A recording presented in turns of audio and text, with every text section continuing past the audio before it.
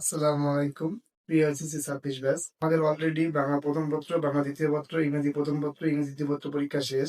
Infinity the academy of fields থেকে তোমাদের বাংলা প্রথম, বাংলা দ্বিতীয়, ইংরেজি প্রথম, ইংরেজি দ্বিতীয় পত্রের যে সাজেশনগুলো দেওয়া হয়েছে, আলহামদুলিল্লাহ সকল বোর্ডই অনেক কমন পড়েছে। তো সেই ধারাবাহিকতায় আজকে আমরা আইসিটি 100% কমন সাজেশন দেব। তো এই সাজেশনটা তুমি যদি ফলো করো, এই সাজেশন যদি তুমি পড়ো, ইনশাআল্লাহ তুমি আইসিটিতে 100% কমন পাবে। তোমার প্রথমে দেখে নিতে হবে যে আইসিটিতে অধ্যায় আছে কতটি। আইসিটিতে অধ্যায় আছে হলো মোট 4টি। তোমার শর্ট সিলেবাসে আইসিটিতে অধ্যায় আছে মোট 4টি। এবং তোমার এখানে এমসিকিউ হবে, এমসিকিউ এর আগে পরীক্ষা হবে, তো এমসিকিউ তোমার থাকবে হলো 25টি।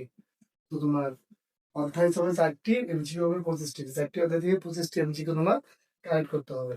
তো তুমি যদি আইসিটি সাবজেক্টটা আগে কখনো না পড়ে থাকো, তো আজকের ক্লাস থেকেই তোমার ইনশাআল্লাহ 100% কভার হয়ে যাবে এবং তুমি পরীক্ষার মধ্যে 25টি এমসিকিউ সুন্দরভাবে দাগিয়ে আসতে পারবে এবং 100% সিওরিটি দিয়ে দাগিয়ে আসতে পারবে। তো তোমার কাজটা হলো তুমি আগে এই যে 4টি অধ্যায় আছে, এই 4টি অধ্যায়ের মূল বইটাই তুমি ভালোভাবে শেষ করবা। মূল বইটি একটু সুন্দর করে রিডিং করে শেষ করবা এবং আমি তোমাদের কিছু এমসিকিউ এখানে পড়িয়ে দিব এবং কিছু এমসিকিউ তোমাদের সাজেস্ট করবো।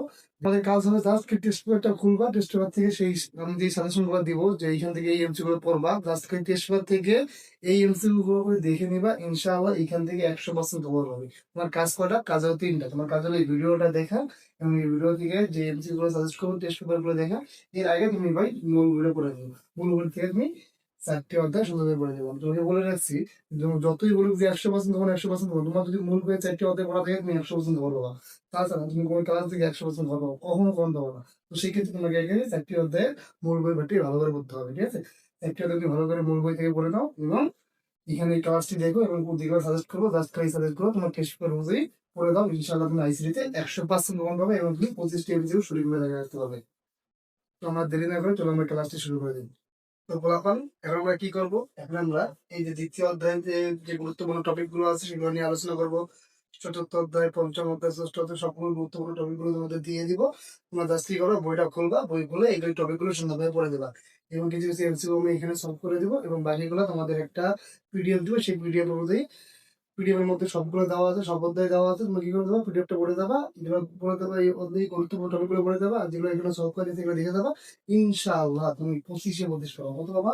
25-এ 25। তোমার কেউ 25 থেকে 1 নম্বর কমাইতে পারবে না। 24 না, 25-এ 25 পাবা। 100% কমন পাবা তুমি যদি জাস্ট এগুলো ফলো করে দাও। তো আমাদের গুরুত্বপূর্ণ টপিকগুলো দেখে নিই।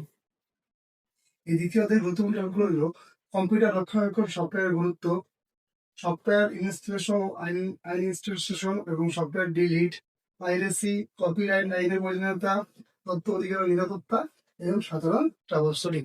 তো এই যে গুরুত্বপূর্ণ টপিকগুলো আছে, এই গুরুত্বপূর্ণগুলো ভালোভাবে পড়ো। বাকি অধ্যায়গুলো আস্তে আস্তে দিতেছি এবং এখান থেকে এমসি গুলো সলভ করে দিতেছি এবং তোমাদের যে পিডিএফটা দিব, এটা মনে রাখবে সবসময়, পিডিএফ। এই যে পিডিএফটা তোমার কমেন্ট বক্সে পেয়ে যাবা, এই পিডিএফটা সুন্দরভাবে পড়বা, ইনশাআল্লাহ তুমি 25-এ 25 পাবা। তো ক্লাসটি পুরোটা দেখার জন্য অনুরোধ রইল। পুরো ক্লাসটি দেখলেই তুমি ইনশাআল্লাহ বুঝতে পারবে এই ক্লাসটি কিরকম ভাবে নেওয়া হয়েছে। এখন তোমার 2-3 ঘন্টা ক্লাস করার সময় নেই, বারবার বলতেছি। এখন তোমার 10 ঘন্টা 12 ঘন্টা ক্লাস করার সময় নেই। জাস্ট এই ক্লাসটা করো, বইটা পড়ো, দেখবে যে ইনশাআল্লাহ একটা ভালো একটা পরীক্ষা দিয়ে আসতে পারবা। আমরা আলোচনা করবো কিছু গুরুত্বপূর্ণ ছিল। কোনটি আধুনিক পৃথিবীর সম্পদ? আধুনিক পৃথিবীর সম্পদ হলো তথ্য। কম্পিউটার প্রতিরোধমূলক রক্ষণাবেক্ষণ ব্যবস্থা নয় কোনটি? আর্থিং ব্যবস্থা। রান কমান্ড সক্রিয় করার জন্য প্রক্রিয়া কোনটি? উইন্ডো প্লাস আর।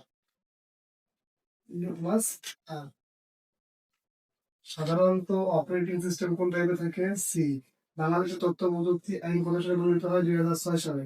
পার্সোনাল কম্পিউটার ব্যবহারকারীর মধ্যে প্রতি 10 জনে কতজন পাইরেসি মুক্ত? 4 জন। আশা করি এই গুরুত্বপূর্ণ এমসিকিউ গুলো তোমরা বুঝতে পারছো।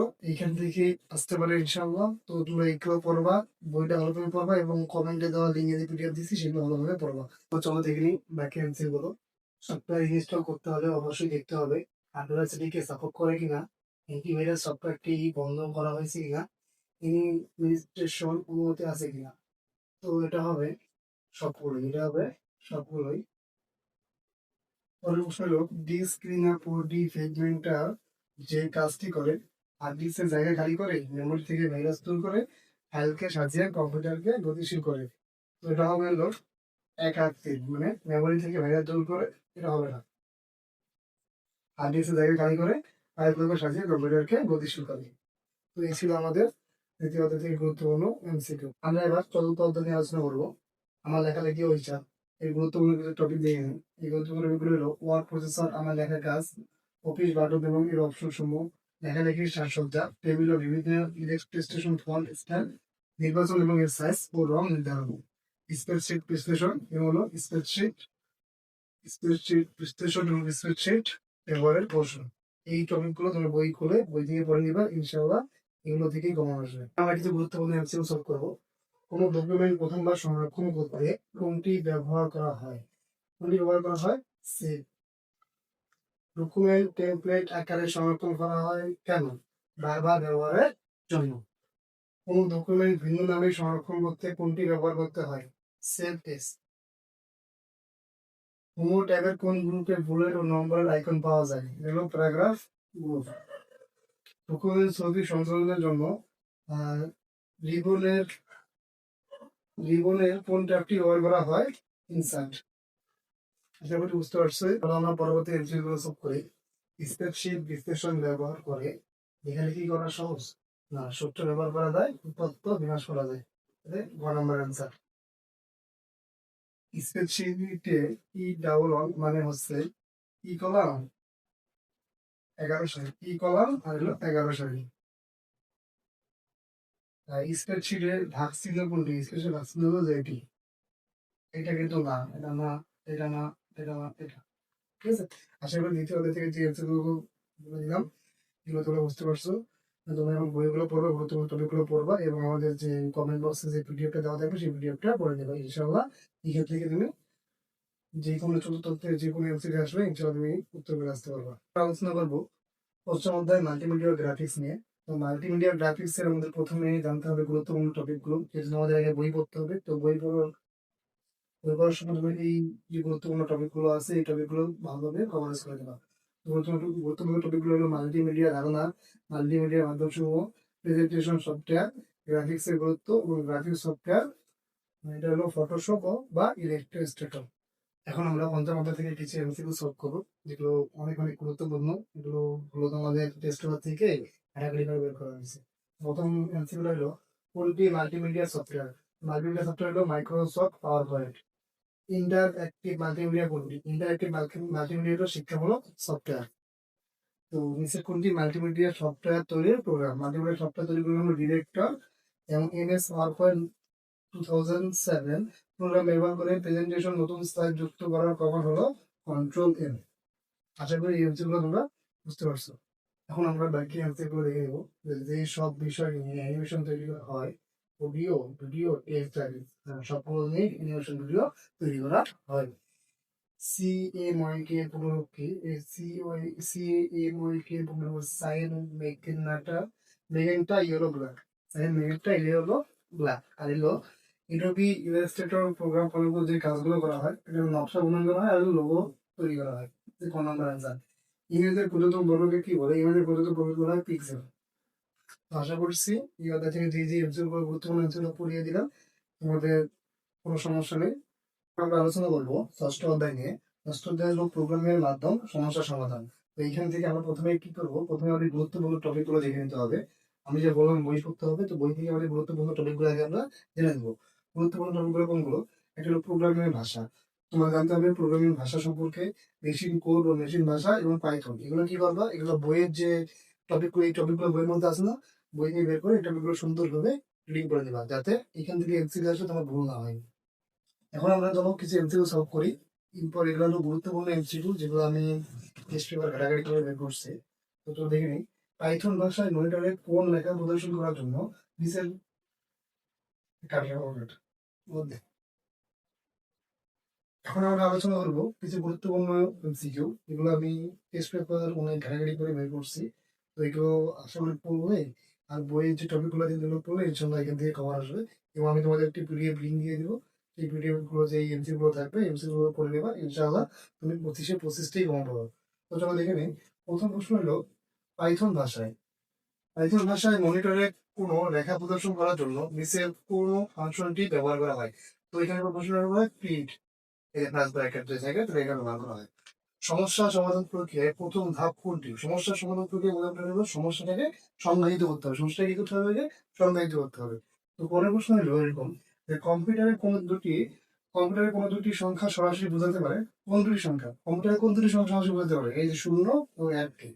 এবং প্রোগ্রামিং ভাষা কিসে রূপান্তর করা হয়? প্রোগ্রামিং ভাষাকে কিসে রূপান্তর করা হয়? মেশিন কোডে রূপান্তরিত করা হয়। আশা করি এই 4টি এমসিকিউ তোমরা খুব সুন্দরভাবে বুঝতে পারছো। তো দেখে নিই আমাদের পরের এমসিকিউ গুলো।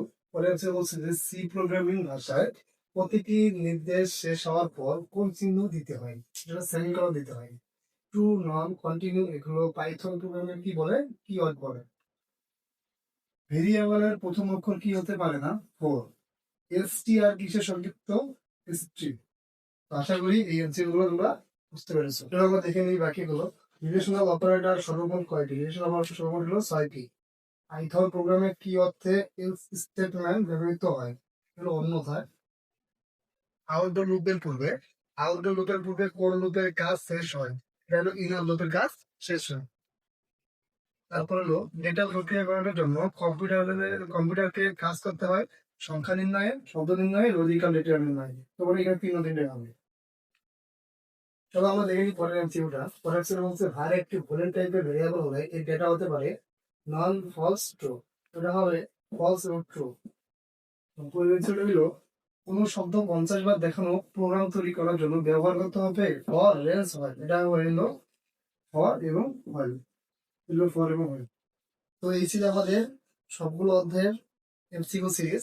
তো আশা করি যে এমসিকিউ গুলো পড়িয়ে দিলাম ইনশাল্লাহ এখান থেকে কমন আসতে পারে। এবং তোমাদের যে কাজটা দিয়েছিলাম সেই কাজটা হলো তোমাদের যে মেইন বইটা পড়তে বলছিলাম, মেইন বইটা যদি ভালোভাবে পড়ো এবং যে গুরুত্বপূর্ণ টপিক গুলো দিলাম প্রতিটা অধ্যায়ের এই টপিক গুলো যদি ভালোভাবে পড়ে যাও এবং মেইন বইটা ভালোভাবে পড়ো এবং যে এমসিকিউ সিরিজটা এতক্ষণ আলোচনা করলাম এই এমসিকিউ গুলো যদি ভালোভাবে বুঝতে পারো। এবং তোমাদের জন্য আরেকটা সুখবর হলো আমরা তো এখানে একটা পিডিএফ লিঙ্ক দিব। এই পিডিএফ লিঙ্ক এর মধ্যে তোমার